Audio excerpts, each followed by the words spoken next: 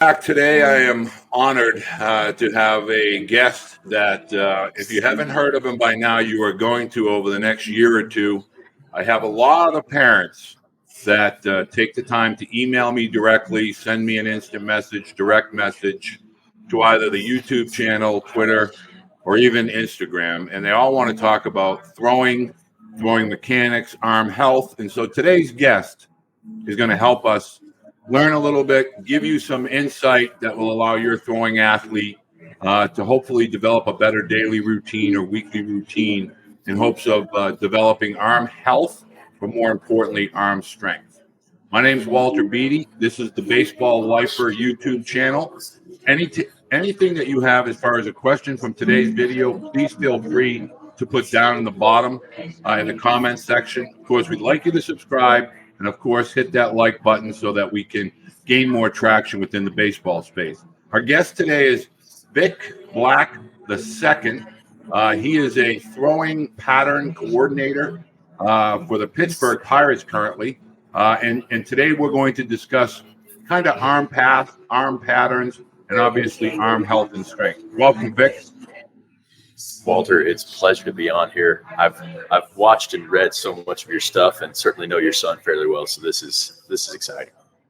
Well, I appreciate you taking. I know you're a busy man, and a lot of parents, the first question they want to understand is why is arm path so important, and then subsequently, how do you develop a good arm path at a younger age? Yeah, so the arm path certainly is a big deal because if you're thinking about throwing, the major goal is to release the ball forward towards your target. So in my opinion, the body will organize itself appropriately to accomplish that. If you've got a 7-year-old that's throwing and their hands are too small, they'll typically pie hold the ball and they'll swing it up because they don't want to drop it. So you're seeing these trends at young ages where my goal is to throw the ball forward. So what do I have to do physically for that to happen? As they get older, those get more exaggerated perhaps because you're growing, connective tissue's developing, different things are starting to happen.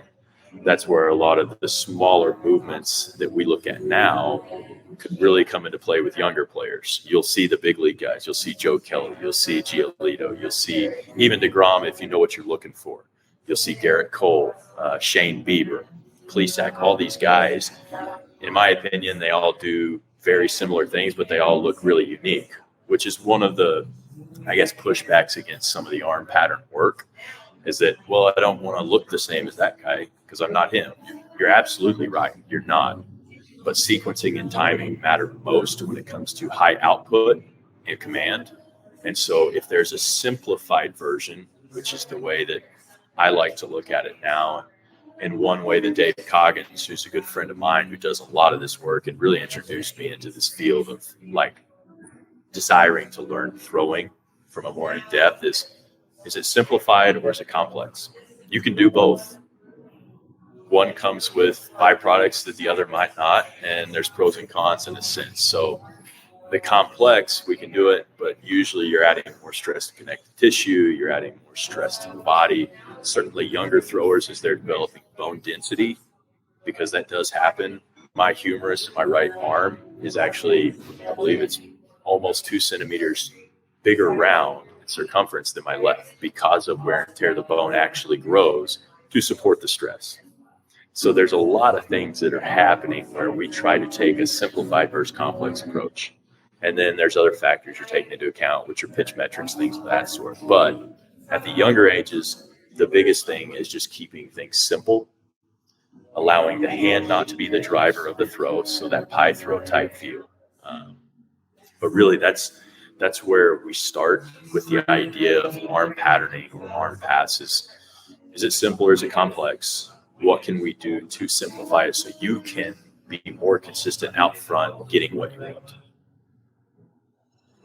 Now, I want to make sure that parents understand we're inundated with throwing specialists, pitching coaches, all kinds of, instructors from starting as young as 6 all the way up and in through college and even the professional levels.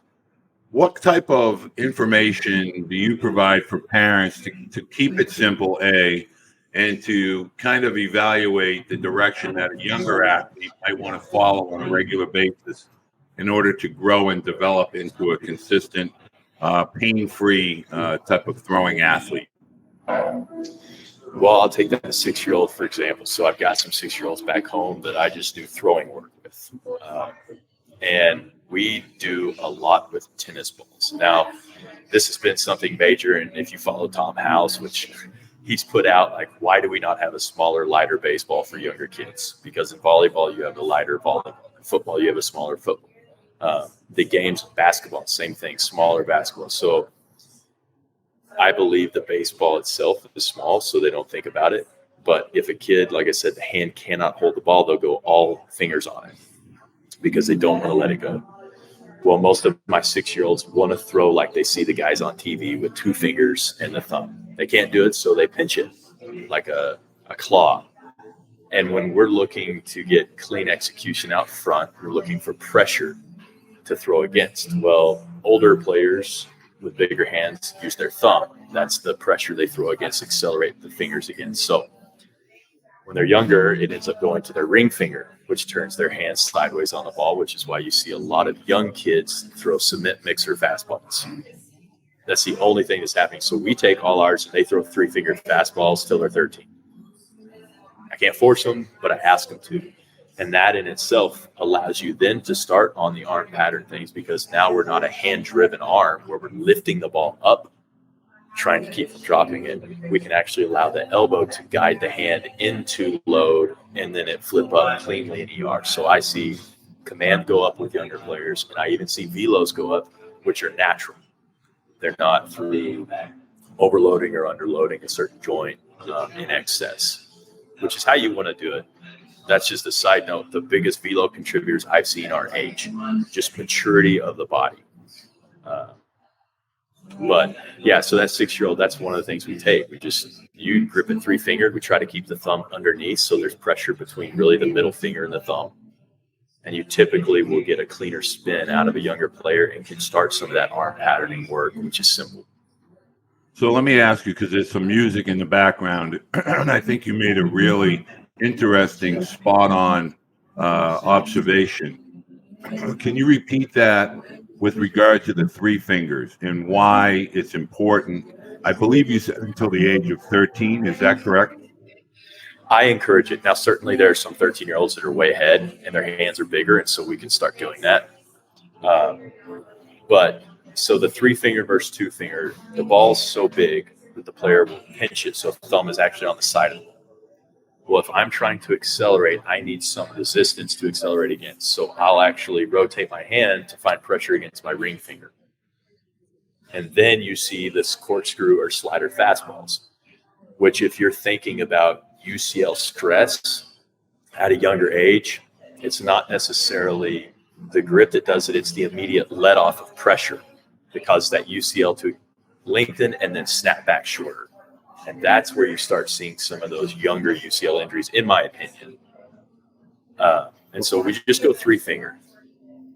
Well, I think that's a huge piece of learning material for parents and student athletes as to why and the benefit. And so from a throwing perspective, parents need to understand what is actually happening and why. And so we're asking younger athletes to throw or pitch more competitively over a longer period of time. Do you think that that's where, is there a threshold with regard to whether it's number of pitches, number of innings, that younger athletes, let's just say from 10 to say 14 or 15, should kind of stay within? Because when they get tired or fatigued, obviously that's when you're going to start to kind of get that pizza pie kind of sling going. As a way of just maintaining energy or velocity for that matter. Do you have a number, or do you have like a gauge that parents can kind of follow? I don't have anything super specific because, as we know, like each kid is unique. If we're looking, I like to look at it as more as seasons played. Now, within the season, certainly pitch monitoring and amount of times in game I'm not sure more than once a week is worth it if it were my son. Not to say 2 times is bad, but 1 is enough, because at those ages, like, you're looking for enough stress so that the body begins to adapt, which is what we want. We want adaptation within the joints. We want pathology changes inside the shoulders so that they do develop. But we don't want to force it beyond something that it's not ready to handle yet. So that's where, if you're looking at an entire approach of the body being robust, those younger athletes, that's where I would push more. So let's say you play your spring Little League season and it's 6 weeks long and you pitch 6 times. To me, that's phenomenal. 6 times, no more than 45 pitches. I don't know why you would need more, because then that leaves you the other 6 days. You can do some light mound work. We use the screens in front of the mound so we can actually work on cleaner movements. But this gives you ability to learn coordination, because better coordinated athletes are just higher performers in general. And younger athletes need coordination.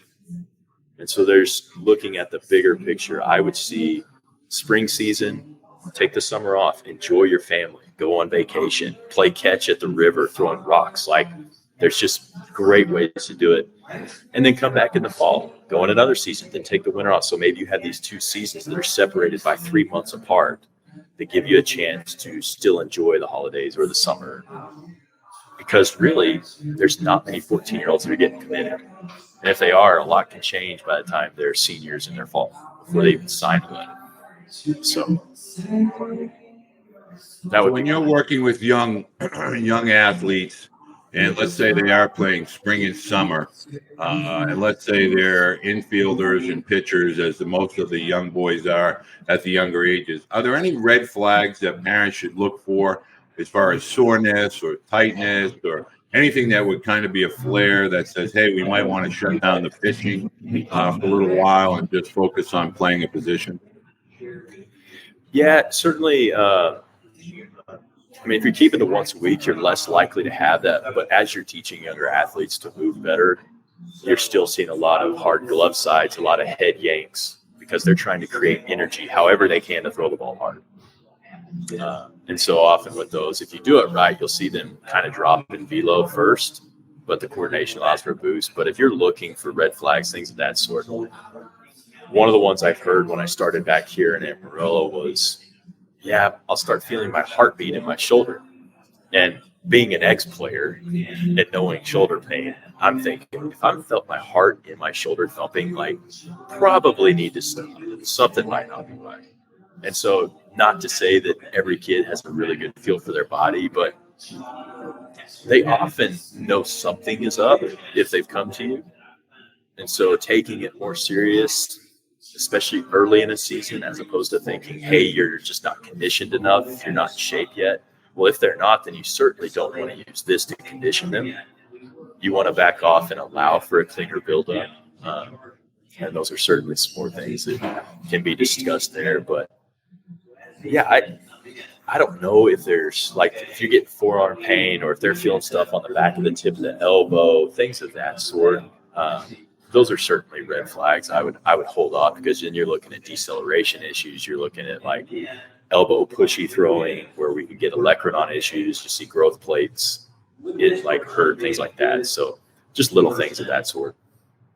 So for the parents that find their way here, as well as the student athletes, what are a few simple drills or a few simple techniques that they can do on their own during the off season to just kind of develop either A, better habits, B, cleaner delivery? Are there any simple drills that you have your athletes go through that may help with regard to those two issues? Yeah, I'll start with the progression. So from a band standpoint, I don't think you're too young to do rotator cuff work or dynamic shoulder type stability. And if you're going to focus on one or the other, I would focus eccentrically. So the deceleration portion, Jaeger bands are great. Crossover symmetry is what we use. It's what I use, because their template's fairly solid. And it allows for kind of, because you can't look at every player all day. If you have 20 guys out there, this kind of guides them through. So eccentric speaking, as the band is attached, you're pulling away from where it's attached. The return to the start is like a 4 to 6 second count. Those we found most benefit in as far as shoulder health, scap health, deceleration health. From a drill standpoint, certainly when we're looking at it, the cueing into a movement becomes really important because we're trying to keep an external focus or something that the player can relate to, as opposed to saying, hey, we need your elbow to go here and your hand to be there. You've got a 12-year-old that's like, I have no idea where my hand is when I'm walking. Like, I just do it. So it's automated, which is what we wanted to stay, because they become better coaches of themselves and they depend less on the dugout when they're doing that, where they're turning and looking like, what's going on? So the simple thought of, have you ever punched a punching bag? Well, to punch a punching bag, young kids aren't going to lift their hand palm up to punch a punching bag. What they're going to do is they're going to step, they're going to draw back, which loads the scap appropriately, and then they're going to unload forward. So you're hitting on all the same things except for ER and IR of the arm. And so using cues like that, presetting the arm where it's in its optimal position so you don't have to make up ground in another place. So like, let's say just out to the side, upper arm is even with the shoulder and we're like in 90 position, that like kind of punch stance, and all we have to do there is step and throw. There's just little things like that that allow you to keep it simple and less verbal input into what the athlete's doing. And the better you can do that, the more effective the development is going to be as far as learning for the player. So obviously we're going to get parents that are going to say, hey, how do I contact Vic? Does Vic work with younger players remotely, et cetera? A, do you work with players remotely? And B, how would parents reach out and contact you if they had either a desire to work with you or it's simply to ask you questions? Yes, so I do work with younger players. I work with remote guys. Now, certainly I work with Pittsburgh. That's where my main job is at. And a lot of the information and things that I have access to do influence some of that. So I have some exercise databases and things like that that allow me to have a wide selection for different players because of how much I'm seeing. So I do, in short, work with players remotely, younger players. Email is usually the best way to do it. I am on Instagram and Twitter, but I don't often check the messages on there. So the email would be armdocvic, so ARMDOCVIC at yahoo.com. And that would be the best way to do it if you've got questions or you want programming, whether it's build up into a season for the first time in kid pitch or something of that sort. Trying to set you off on a good foundation where your son can be successful and enjoy the season and stay healthy. Well, I for one, up in the description below, I'll make sure that I have Vic's email for you to contact. I'll also put his social media handles. Again, he doesn't check them often, but if you feel more comfortable doing that, we'll put that down in the description below. Vic, I really would like to kind of make this a monthly type of segment if we could, because I know this is a really hot topic around not only baseball, football, anything to do with throwing athletes. So I get a lot of that from parents. So if you're available maybe once a month or every other month, I'd love to have you back on to be able to discuss on an ongoing basis, you know, keeping arm health as well as developing arm strength. Absolutely, Walter. And it is an evolution of things. Now, certainly there are simple underlying foundations. And like you said, other sports. So I do quarterbacks. I even now, because my family's involved in volleyball, like Torque Volleyball, which is an account on Instagram. If any of you parents have daughters that are playing volleyball or sons playing volleyball, he's moving this direction as well and seeing the benefits in a more circular arm swing as opposed to a hand lift, which volleyball folks will know what I'm talking about. So it's taking over sports. And you got guys like Tom House who have been doing it for a long time, had great athletes, and guys like Dave Coggins out of PFA and Claremont that they're seeing something that works and simple. And usually simple solutions to complex problems are better. Much better. I wish I would have had access to this type of information 10, 20 years ago. Would have helped out immensely. And I want to let parents know, if this is the type of information that you like, please let me know. The best way to do that is to hit like, ask some questions, and either Vic or myself will respond and get you the correct information. My number one takeaway from today is progression. Through all the younger age groups, we can't try to be a college recruitable athlete at 7, 8, 9, 10. The body has not matured to the point where you're going to be able to get those types of results. So if you take nothing else from today, and one of the most important details of today's discussion with Vic is allowing the body to naturally develop through physical maturation at its own pace. And obviously you're doing strengthening and conditioning, but it has to be done in a progression-based format year after year. So Vic, I want to say thank you today. I know you're very, very busy. I'm grateful that you had some time for me this morning. I look forward to having you on again, and I really look forward to. I follow your tweets on Twitter. I love the information that you occasionally put out, and I'll be following on a regular basis, as will many people that are watching here today. Listen, Walter, I really appreciate it. This is fun, and having known your son, it's an honor. Well, I appreciate it, Vic. Until next time. Now, every Thursday evening, I want to remind people two things. Coach's Corner on Thursday evenings at 9 p.m. Eastern Time. We have someone within the world of either college baseball, professional baseball, even travel baseball join us.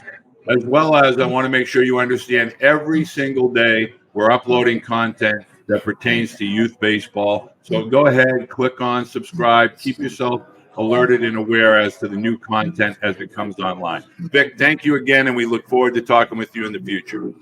Thanks, sir.